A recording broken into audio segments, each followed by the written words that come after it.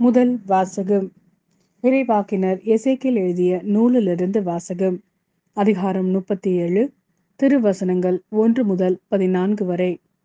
ஆண்டவரின் ஆற்றல் என் மீது இறங்கியது.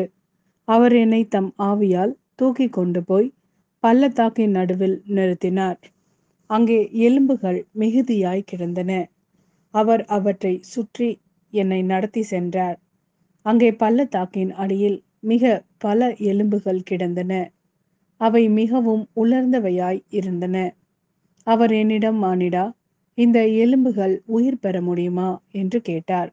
நான், தலைவராகிய ஆண்டவரே, உமக்கு தெரியுமே என்று மறுமொழி அளித்தேன். அவர் என்னிடம் உரைத்தது, நீ இந்த எலும்புகளுக்கு இறைவாக்குரை. உலர்ந்த எலும்புகளே, ஆண்டவரின் வாக்கை கேளுங்கள் என்று சொல். தலைவராகிய ஆண்டவர் இந்த எலும்புகளுக்கு இவ்வாறு கூறுகிறார், நான் உங்களுக்குள் உயிர் மூச்சு புக செய்வேன். நீங்களும் உயிர் பெறுவீர்கள்.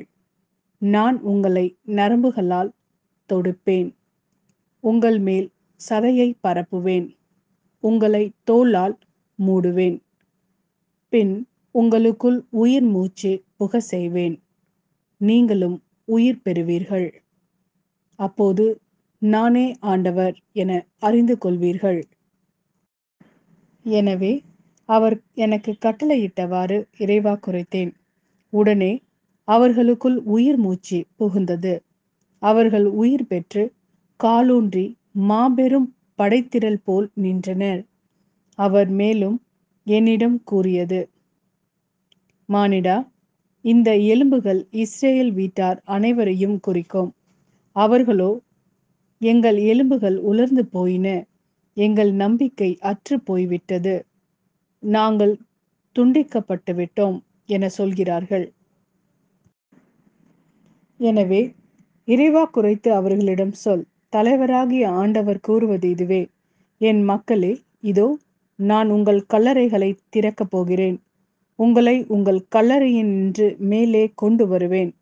உங்களுக்கு இஸ்ரேல் நாட்டை திரும்ப கொடுப்பேன்.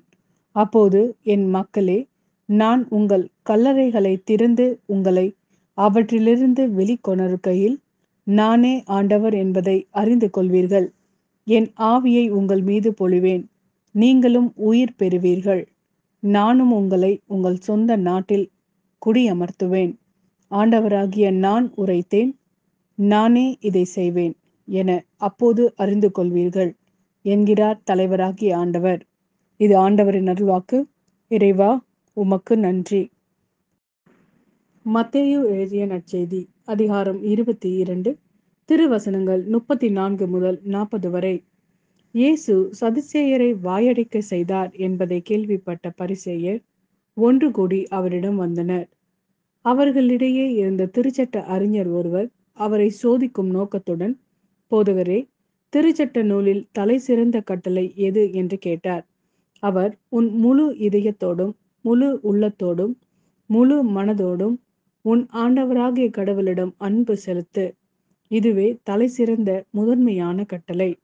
உன் மீது நீ அன்பு கூறுவது போல உனக்கு அடுத்திருப்பவர் மீதும் அன்பு கூறுவாயாக என்பது இதற்கு இணையான இரண்டாவது கட்டளை.